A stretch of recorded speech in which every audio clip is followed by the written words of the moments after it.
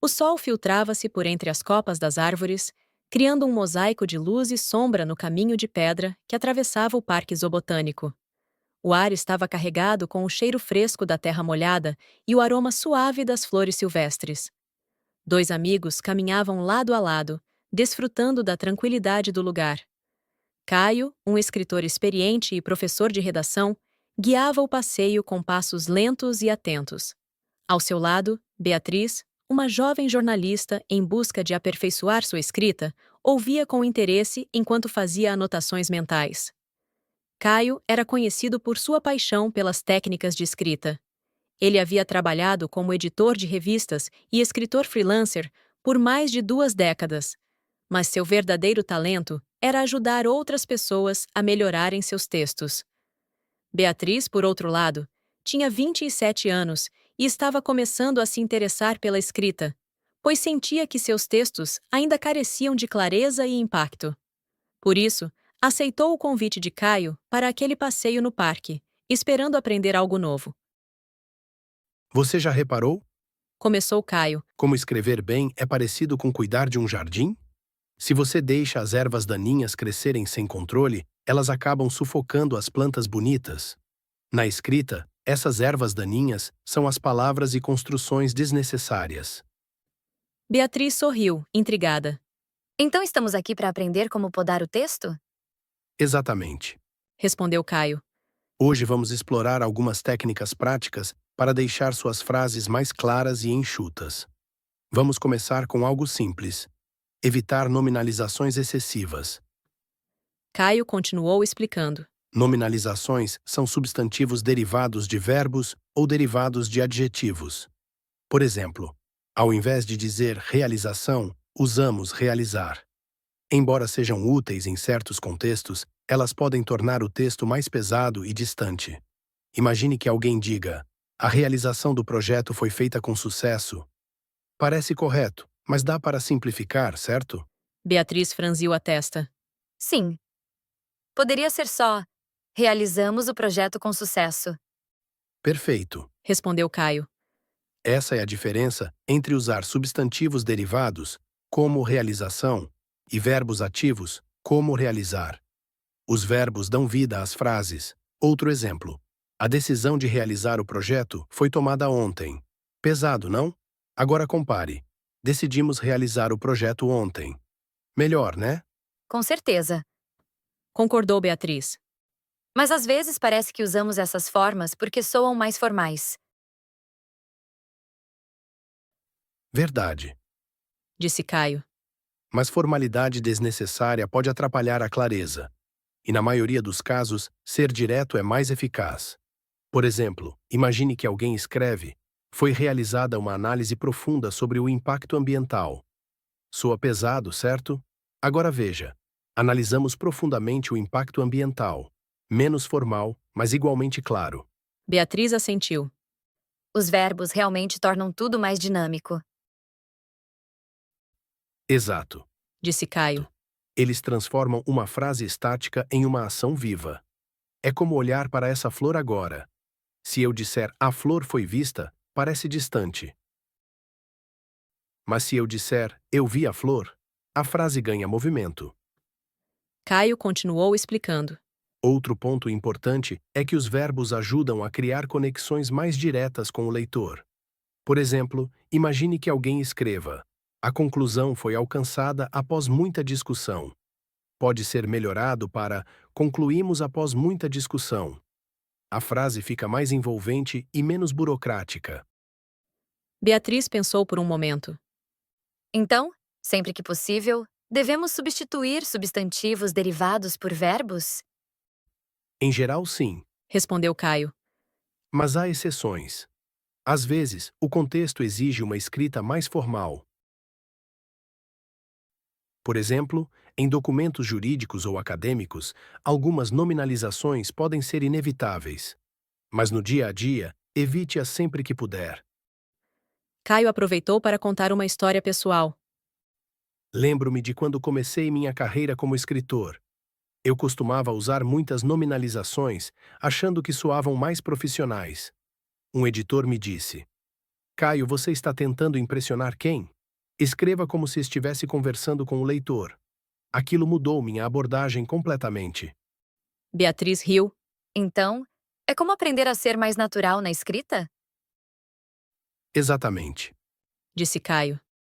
A escrita deve fluir como uma conversa, mesmo quando é técnica ou formal.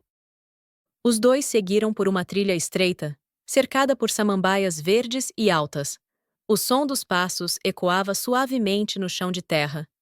Enquanto caminhavam, Caio observou um beija-flor pairando sobre uma flor amarela. Ele aproveitou o momento para introduzir o próximo tópico. Escrever frases curtas ajuda o leitor a entender melhor. Ele parou e apontou para o beija-flor. Veja esse exemplo. A flor atrai o beija-flor. É simples, direta e visual. Beatriz assentiu. Mas como evitar frases longas sem perder detalhes? Divida as ideias em partes menores. Explicou Caio. Por exemplo, ao invés de dizer o beija-flor voa rápido e suga o néctar da flor, pode ser o beija-flor voa rápido, suga o néctar da flor. Entendido. Disse Beatriz. Menos palavras, mais clareza. Pense nisso como uma conversa. Continuou Caio. Quando falamos, naturalmente dividimos nossas ideias em pequenas partes.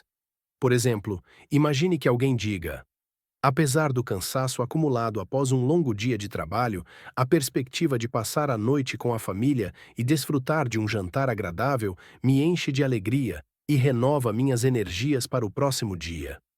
Em vez de colocar tudo em uma única frase, podemos separar: o dia foi longo e cansativo.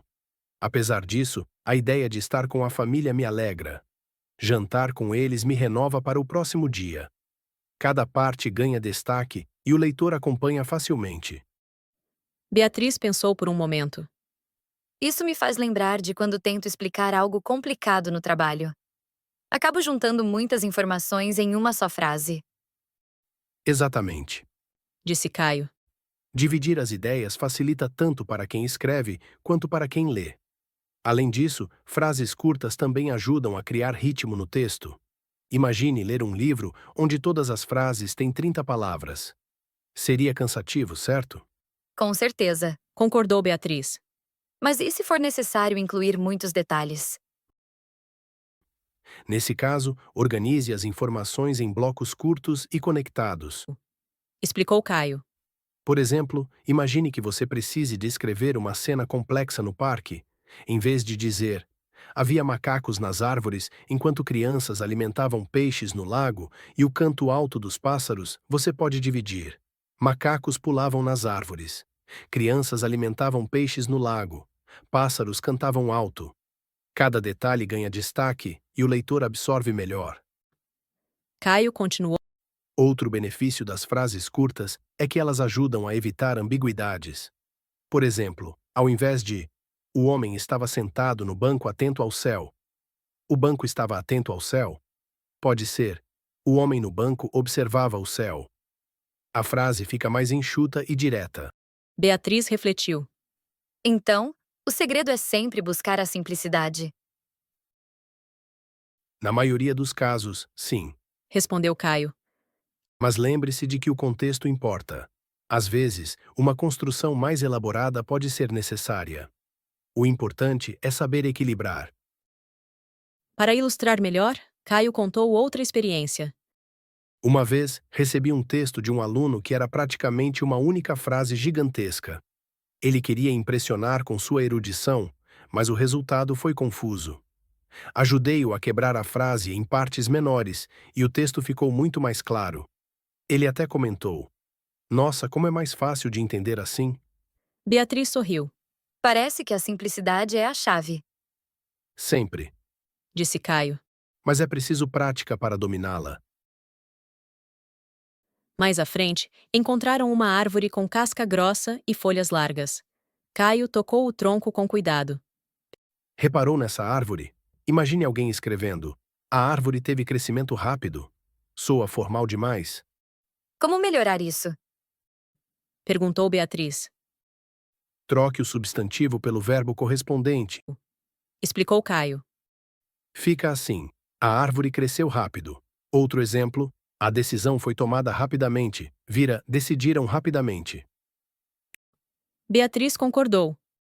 Os verbos dão movimento às frases. Exatamente. Disse Caio. Eles transformam ideias estáticas em ações vivas. Por exemplo, imagine que alguém escreva: a implementação do sistema foi concluída com sucesso. Soa pesado, certo? Agora veja.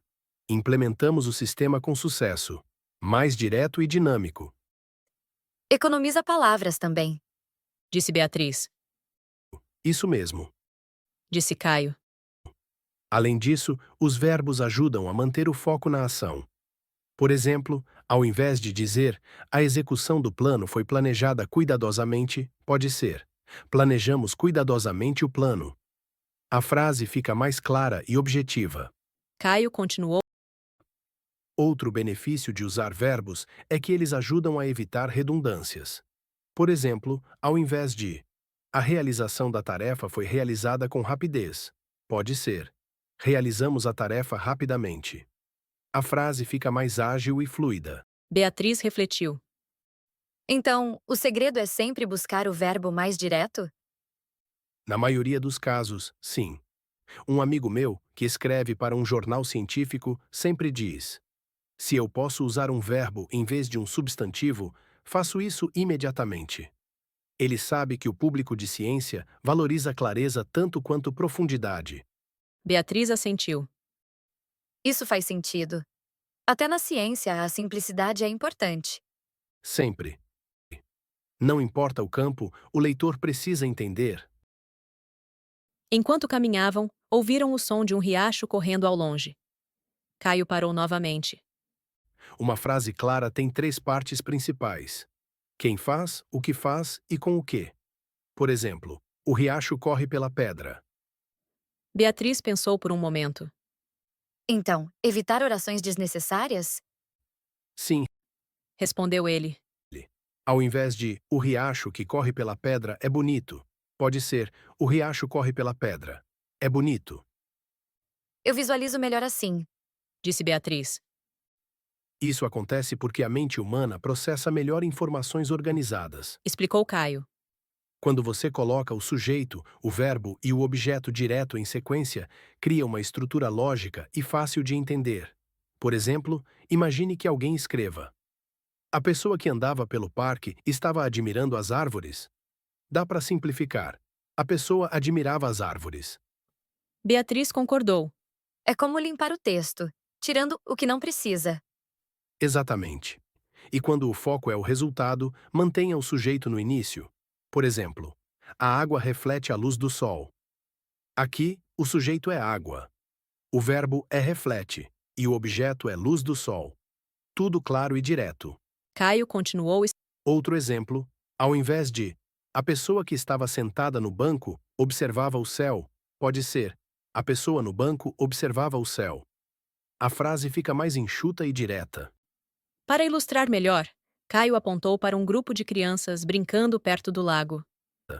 Vê aquelas crianças? Imagine alguém escrevendo: as crianças que estavam brincando perto do lago riam alto.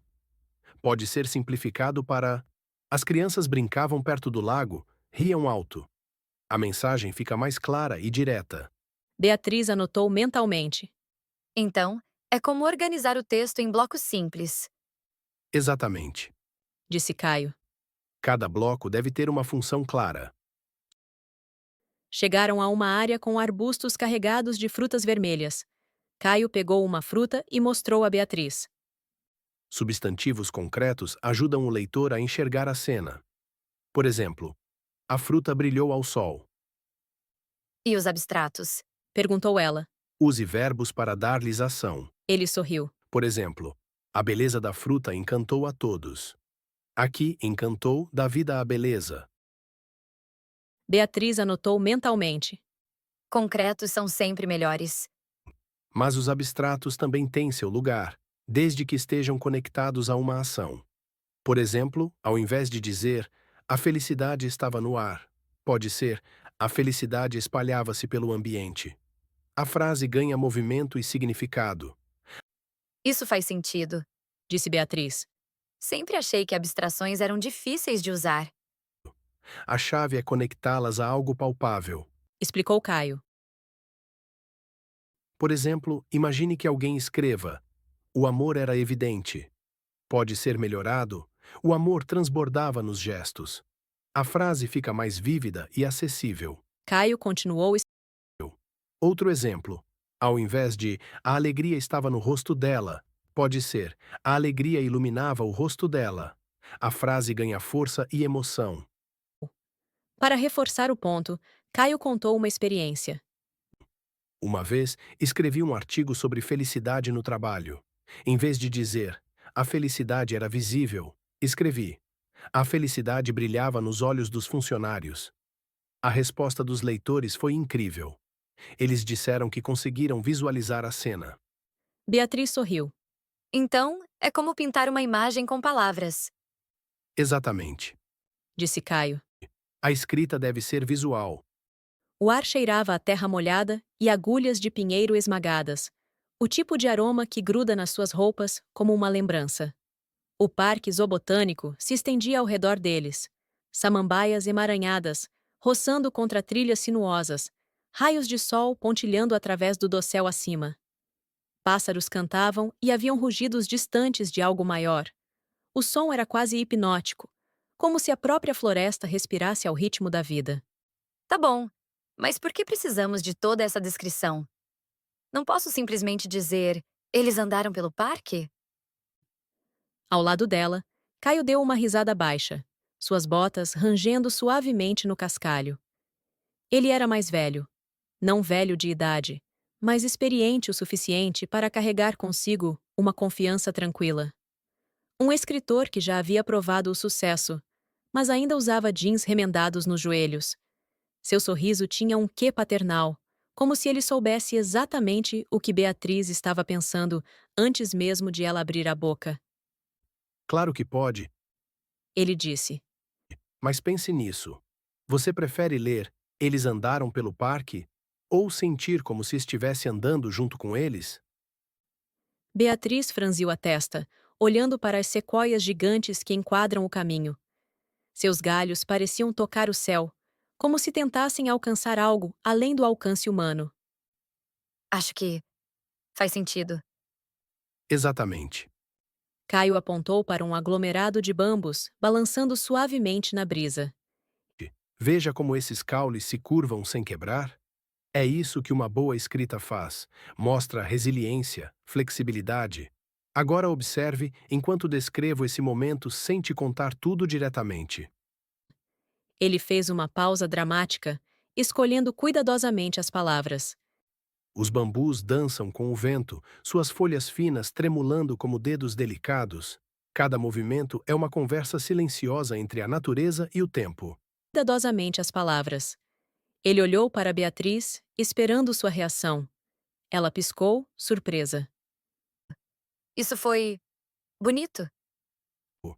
É o poder da descrição. Caio disse, dando de ombros como se fosse algo simples. Agora tente você. Pegue aquela árvore ali, por exemplo. Como você a descreveria? Beatriz olhou para a enorme figueira ao lado da trilha. Suas raízes serpenteavam pelo chão como veias expostas, e galhos grossos abraçavam o céu. Hum. Ela é grande? Caio riu. Grande é genérico. Tente novamente. O que mais você vê? Bem, Beatriz hesitou. Então se aproximou da árvore, tocando sua casca áspera. as raízes são como braços retorcidos, se agarrando à terra. Parece que a árvore está lutando para ficar firme. Melhor. Caio aplaudiu baixinho. Você está começando a ver o mundo como um escritor. Agora vamos praticar mais. Eles continuaram andando, passando por um riacho murmurante, onde libélulas dançavam sobre a água cristalina. E quanto a essas libélulas? Beatriz observou os insetos brilhantes, suas asas translúcidas capturando a luz do sol. Elas parecem pequenos pedaços de vidro flutuando no ar. Ótimo começo. Caio disse. Mas o que mais? Como elas se movem? Qual é a sensação de vê-las? Beatriz pensou por um momento. Elas pairam no ar como bailarinas, cada movimento fluido e preciso. Quando pousam na água, deixam círculos perfeitos que se espalham devagar. Você está aprendendo a usar detalhes específicos para criar imagens vívidas. Isso é o coração de uma boa escrita. Ele sorriu. Você está aprendendo a usar detalhes específicos para criar imagens vívidas. Isso é o coração de uma boa escrita. Enquanto seguiam adiante, eles passaram por um grupo de aves aquáticas, reunidas à beira de um lago. As aves mergulhavam rapidamente, emergindo com peixes pequenos em seus bicos. Como você descreveria isso? Beatriz observou atentamente. Elas mergulham como flechas, cortando a superfície da água com precisão mortal. Quando voltam à tona, sacodem as penas, lançando gotículas que brilham como diamantes ao sol com a grande recompensa. Caio assentiu, impressionado. Você está pegando o jeito. Continue assim. Eles chegaram a um lago onde carpas nadavam preguiçosamente sob a superfície. E quanto à repetição? Eu fico com medo de usar as mesmas palavras muitas vezes. A repetição pode enfraquecer a prosa, mas também pode ser poderosa quando usada intencionalmente. Por exemplo, se você descreve uma tempestade, pode usar a palavra trovão várias vezes para criar ritmo. Mas se você diz grande 10 vezes seguidas, soa redundante. Beatriz assentiu, absorvendo cada palavra. E quando eu uso adjetivos demais?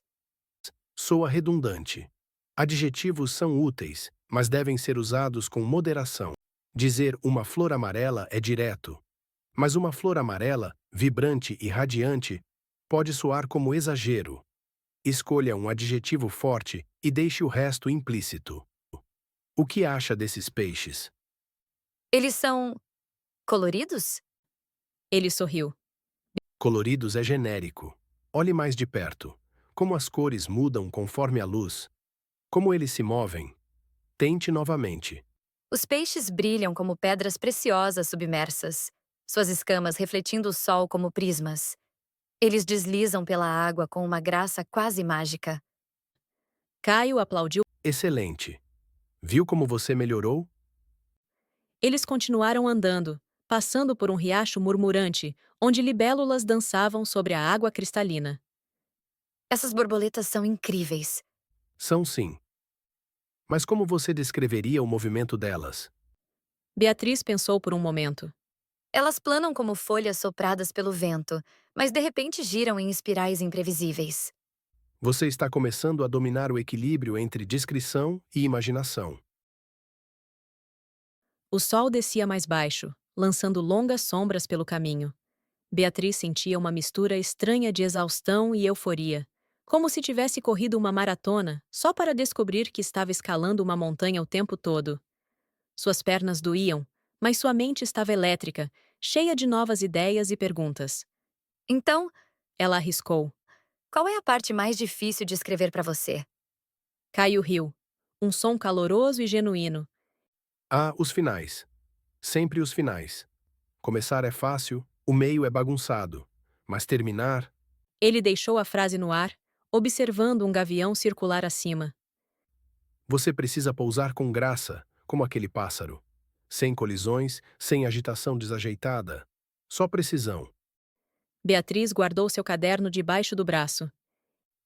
Acho que tenho muito trabalho pela frente.